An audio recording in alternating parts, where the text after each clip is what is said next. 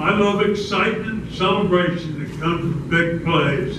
But my rule was you always have to find a teammate to celebrate with. No problem for Jeremy. He always looked for a teammate, and he was always deflecting credit to others. I remember him walking up down the sidelines, thanking offensive linemen, congratulating them, and all I could think is, who wouldn't want to block for a back like that? He was number two. He was a tremendous competitor. He said two things to me. He may not even remember, but I've never forgotten them. The first one, we were playing a team. It was 0-7. I got to the stadium early. I always tried to be one of the first ones there. Jeremy was already dressed. He had a shovel shirt, had his game pants on. He was walking out in the parking lot. And I walked by and I said to Jeremy, I wanted to see his reaction. I said, Jerry, you getting fired up? And he said, we're playing, aren't we? And I never forgot that. He looked at me like, did you even have to ask?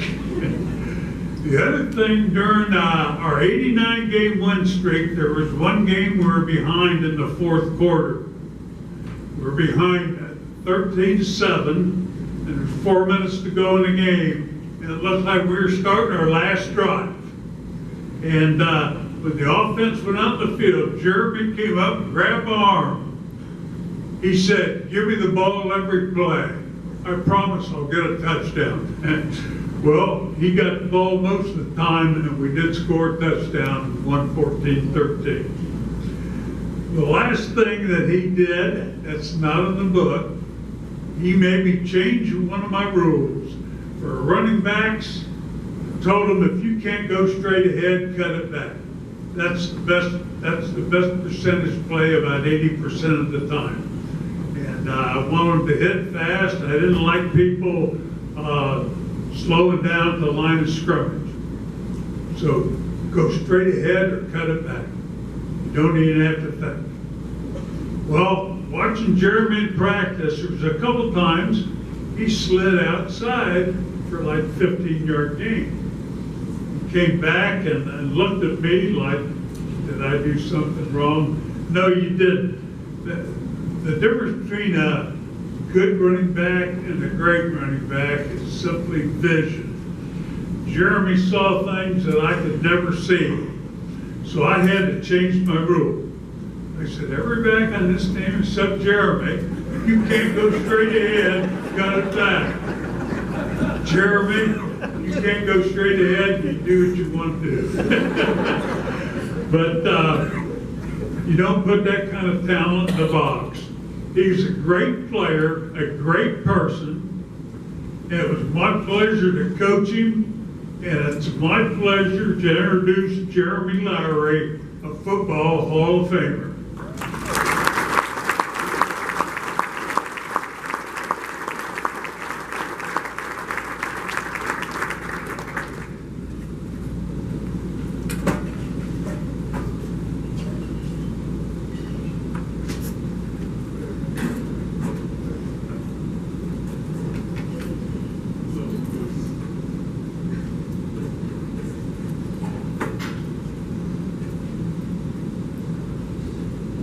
Wow. Thank you, Coach. What an introduction. What a great crowd. And what a night. Special thanks to the St. Joseph Valley chapter for making this all possible. And congratulations to my fellow inductees. What an impressive group. I'm so proud to share this moment with each of you. I'm honored to be inducted in the Indiana Football Hall of Fame. I cannot express the feeling of gratitude toward all the incredible people that made this possible.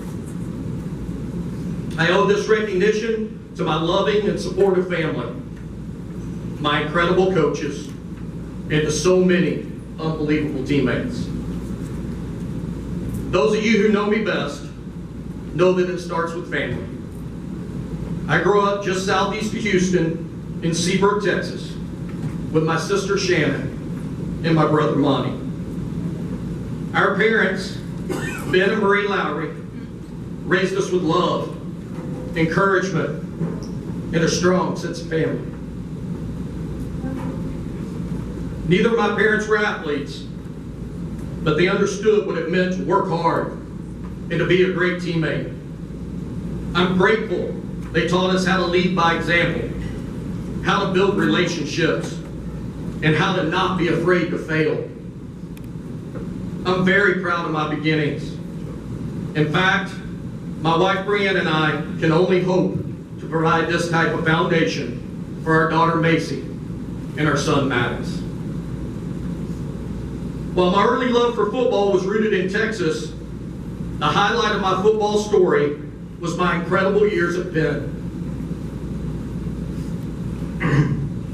The best way to describe my years at Penn is like being in a movie, and I got to write the script. For starters, the coaching staff. I'd witnessed good coaches before, but this was different. The coaching and attention to detail provided by Coach Giesman and his staff was like I'd never seen. It was a well-oiled machine, and I'd never been so prepared in my life. But more importantly, it was the culture, and it was the atmosphere. People often ask me, what was it like playing for a legend? I tell them this. The best thing about playing for Chris Giesman is just the way he makes you feel. Coach, I'm grateful for you and your staff and your unwavering commitment to me and my teammates. Thank you for always knowing how to always provide just the needed encouragement and confidence. Finally, my teammates. Fellas, you want to stand up?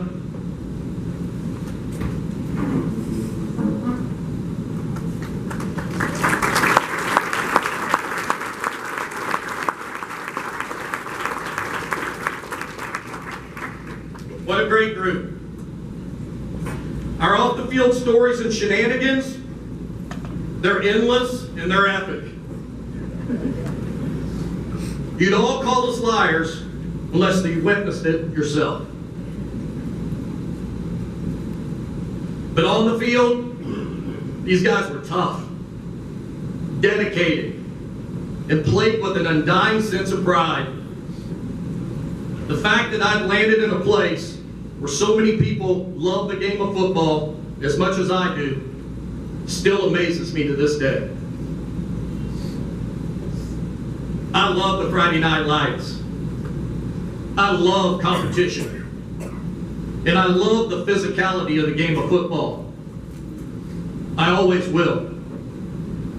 However, the relationships and bonds created through our Penn experience, they're truly special. They're unrivaled. They're unrivaled because they last forever. Thank you all. I'm thankful and blessed to receive this honor.